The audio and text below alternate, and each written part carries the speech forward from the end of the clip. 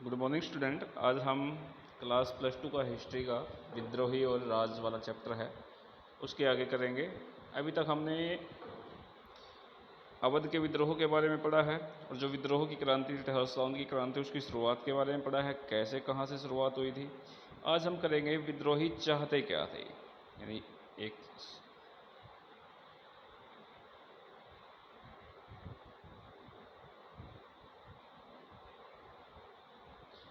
यानी विद्रोही चाहते क्या हैं। जिन्होंने सरकार के खिलाफ, अंग्रेजों के खिलाफ विद्रोह किया है, वे लोग क्या चाहते हैं सरकार से। बैतौर विजेता कठिनाइयों, चुनौतियों, बहादुरी के बारे में अंग्रेज़ों की अपनी राय थी।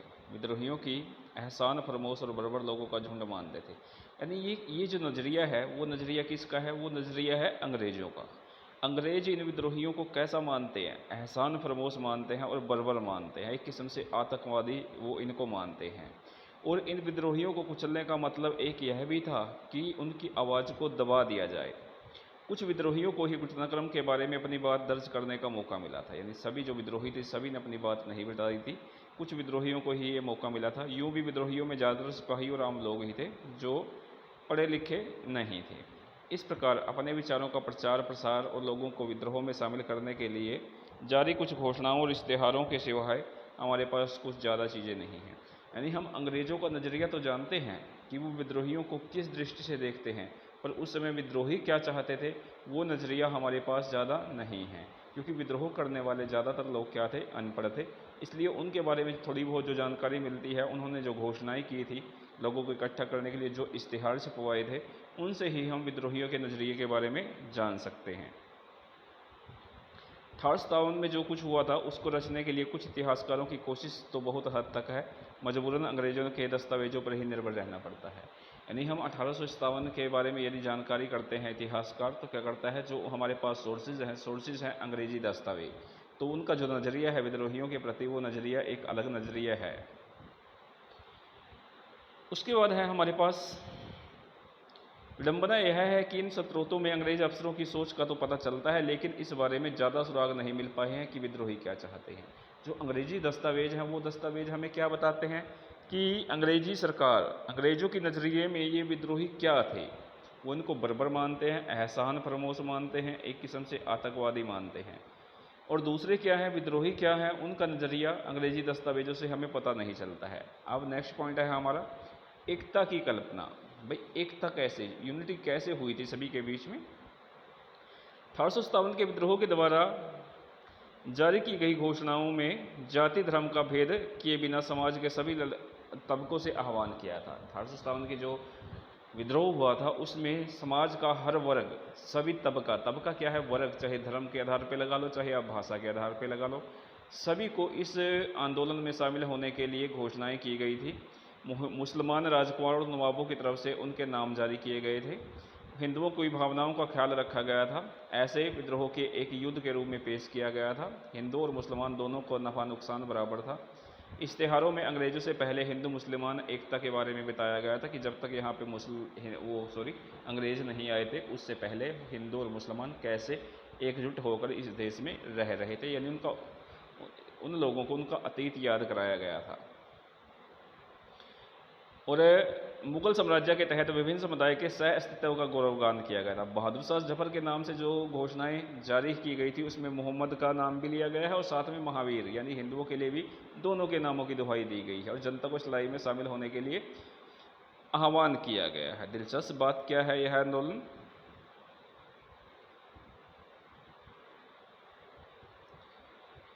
में हिंदू और मुसलमानों के बीच खाई पैदा करने वाले अंग्रेज़ों के द्वारा की गई कोशिशों के बावजूद इसमें कोई फर्क नहीं पड़ा था।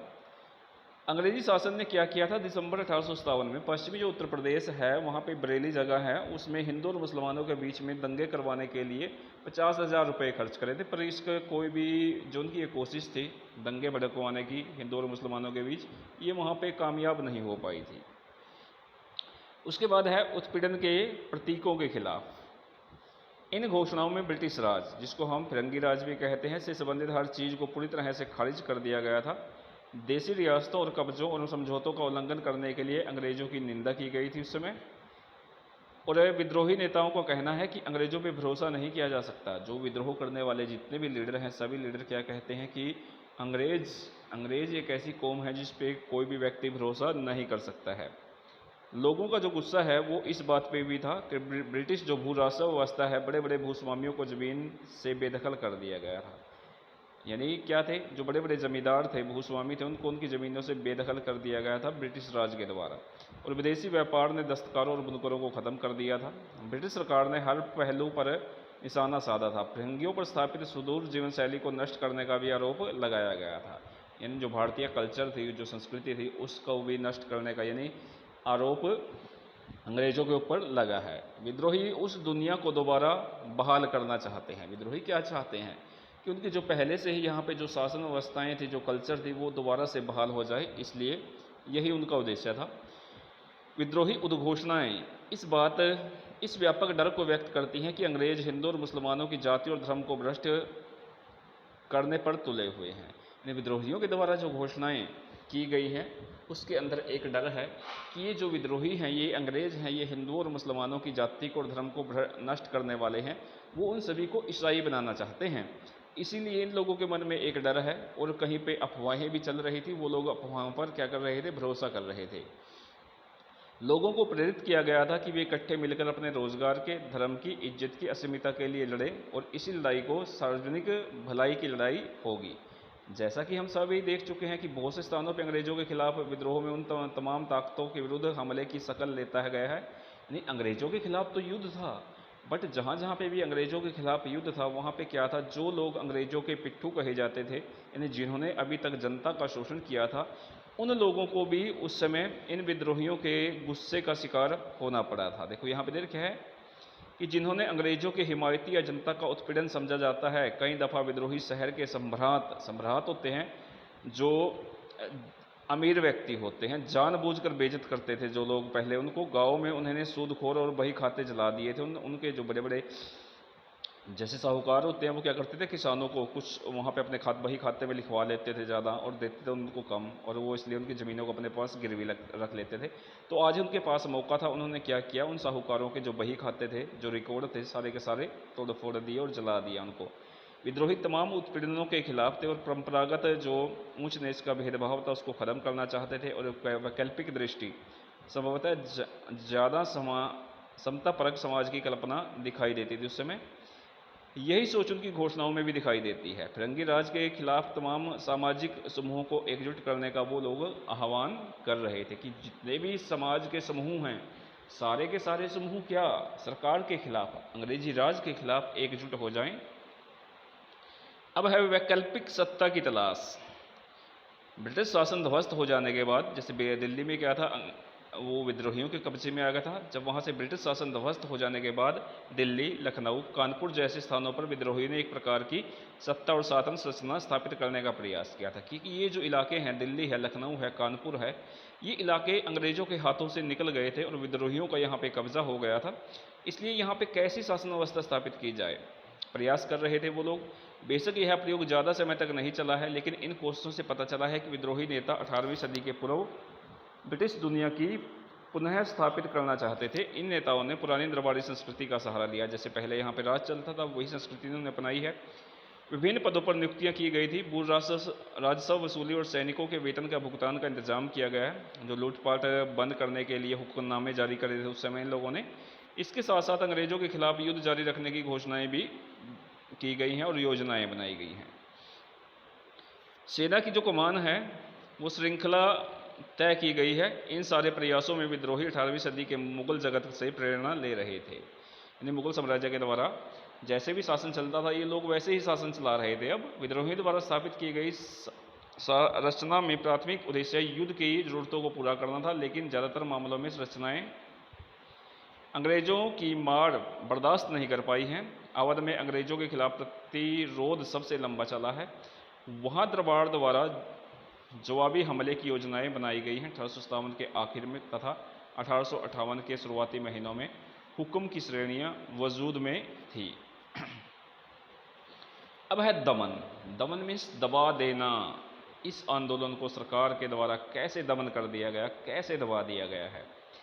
1857 के बारे में हमारे पास जो भी विवरण हैं, जहां से हमें जानकारी मिलती है, उनमें एक बात साफ हो जाती है कि विद्रोहियों को कुचलना अंग्रेज़ों के लिए बहुत आसान साबित नहीं हुआ था। यानी इस विद्रोह को, 1857 के विद्रोह को अंग्रेज़ी सरकार को दबाना बहुत मुश्किल था। उत्तर भारत को दोबारा जीतने के लिए टुकड़ियों को रवाना करने से पहले अंग्रेज़ों ने उपद्रव शांत करने के लिए फौजियों की आसानी के लिए कई कानून पारित कर दिए थे। यानी उत्तर भारत पे दोबारा अंग्रेज़ अपना कब्जा करने के लिए, क्योंकि दिल्ली भी, कानपुर भी, लखनऊ भी उनके कब्जे से जा चुका था, तो इन इलाकों में दोबारा कब्जा करने के लिए उन लोगों ने क्या किया है, उन इलाकों के लिए पहले कुछ कानून पारित किए हैं। मई और जून 1857 में पारित किए गए कानूनों के जरिए न केवल कानून समूचे उत्तर भारत में मार्शल लॉ लागू कर दिया गया, यानी सेना का शासन लगा दिया गया है मार्शल लॉ, बल्कि फौजी अफसरों को, यहाँ तक कि आम अंग्रेज़ों को भी ऐसे हिंदुस्तानी पे मुकदमा चलाने और उनको सज़ा देने का अधिकार दे दिया गया जिन पर विद्रोहों में शामिल होने का शक था। यानी अंग्रेज़ी सरकार ने क्या किया है, जो कुछ कानून पारित किए हैं, जो सिपाही थे उनको भी अधिकार दे दिया गया, यदि उनको किसी व्यक्ति पे संदेह हो जो कि इस विद्रोह में शामिल है, तो उसके खिलाफ मुकदमा चला सकता है, उसको सज़ा दे सकता है। यानी शक के आधार पर ही, कहने का मतलब है कानून और मुकदमों की सामान्य प्रक्रिया रद्द कर दी गई थी। यह स्पष्ट कर दिया गया था कि विद्रोह केवल एक ही सज़ा है, मौत की सज़ा, सजाए मौत।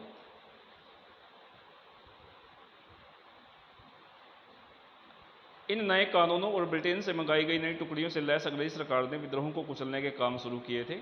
विद्रोहियों की तरह भी वे दिल्ली के सांकेतिक महत्व के बखूबी समझते थे, लिहाजा उन्होंने दो तरफा हमला बोला है, एक तरफ कलकत्ते से और दूसरी तरफ पंजाब से दिल्ली की तरफ कूच किया है। यानी वो लोग क्या है, कुछ उन्होंने टुकड़ियाँ मंगवाई हैं सेना की अपने देश से, इंग्लैंड से, ब्रिटेन से मंगवाई हैं, और फिर वे यानी उत्तर भारत पे दो तरफ से हमले करवाए हैं, किए हैं उन्होंने, एक तो कलकत्ता के रास्ते और एक दिल्ली पंजाब के रास्ते। यहाँ पे एक तरफ कलकत्ता से, दूसरी तरफ पंजाब से दिल्ली की तरफ कूच किया है। हालांकि पंजाब कमोबेश शांत था। दिल्ली को कब्जे लेने की अंग्रेज़ों की कोशिश जून 1857 में बड़े पैमाने पर शुरू हुई, लेकिन यह मुहिम सितंबर के आखिर में जाकर पूरी हुई है। यानी दोबारा से दिल्ली पर सितंबर में उन्होंने कब्जा कर लिया है। दोनों तरफ से जमकर हमले किए गए, दोनों पक्षों को भारी नुकसान हुआ था, विद्रोहियों को भी और अंग्रेज़ों को भी। इसकी एक वजह यह थी कि पूरे उत्तर भारत के विद्रोही राजधानी को बचाने के लिए दिल्ली में आ जमे थे। इतनी ज़्यादा मात्रा में जो नुकसान क्यों हुआ था, इसके पीछे एक रीज़न है। जब जितने भी विद्रोही थे उनको एक बात का पता लगा है कि दिल्ली पे वो जो अंग्रेज़ हैं दोबारा से कब्जा करने की कोशिश कर रहे हैं, तो जितने भी विद्रोही हैं सारे के सारे दिल्ली के मैदान में आ गए थे। गंगा के मैदान में अंग्रेज़ों की बहुत बढ़त का सिलसिला धीमा रहा है। अंग्रेज टुकड़ियों ने हर इलाका, गांव दर गांव जीतना था। आम देहाती जनता, आसपास के लोग उनके खिलाफ थे। जैसे ही उन्होंने अपने उपद्रवी विरोधी कार्रवाई शुरू की, अंग्रेज़ों को एहसास हो गया था कि उनका सामना सिर्फ सैनिक विद्रोह से नहीं है, वे एक ऐसे आंदोलन से जूझ रहे हैं जिसके पीछे बेसहाब जन समर्थन था। यानी जैसे ही उन्होंने इस आंदोलन को दबाने की कोशिश की, उनको अंदाज़ा हो गया था ये कोई सैनिकों का विद्रोह नहीं है, सैनिकों विद्रोह के साथ साथ यह एक जन आंदोलन भी है। उदाहरण के लिए अवध में फोर्सिथ नाम के एक अंग्रेज अफसर का अनुमान था कम से कम 3/4 वयस्क पुरुष आबादी विद्रोह में शामिल थी। उसने क्या अनुमान लगाया था, 3/4 यानी 3/4। यदि 4 पुरुष हैं उस इलाके में, तो 3 पुरुष जो हैं वो कहाँ पे शामिल हैं, इस विद्रोह में शामिल हैं।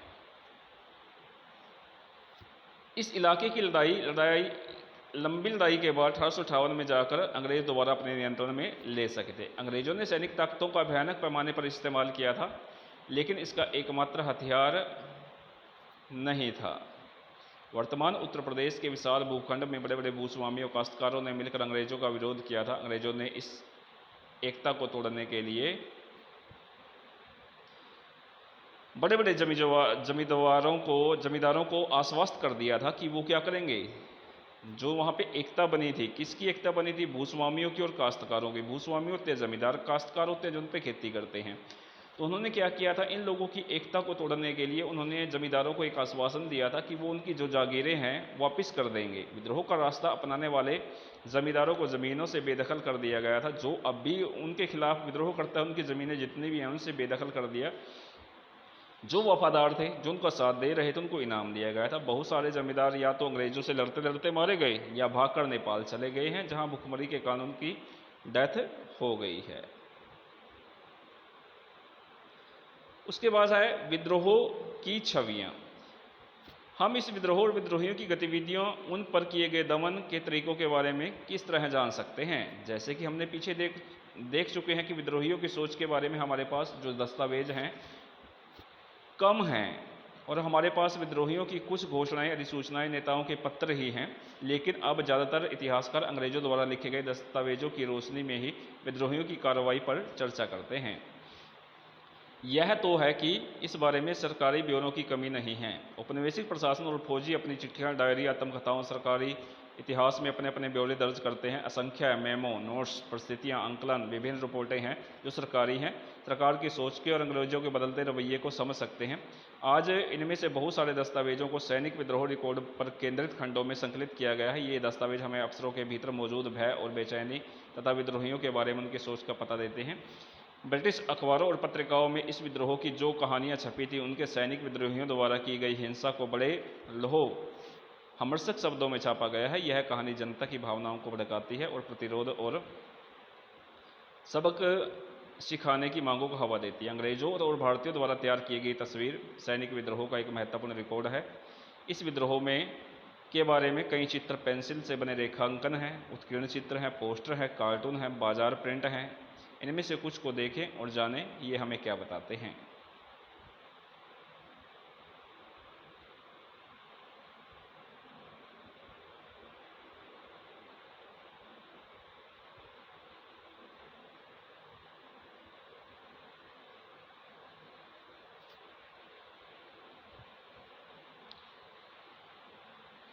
ये 5 पॉइंट जो 1 है बेटे, इससे आगे हम नेक्स्ट वीडियो में करेंगे। आज तक के लिए सिर्फ इतना ही।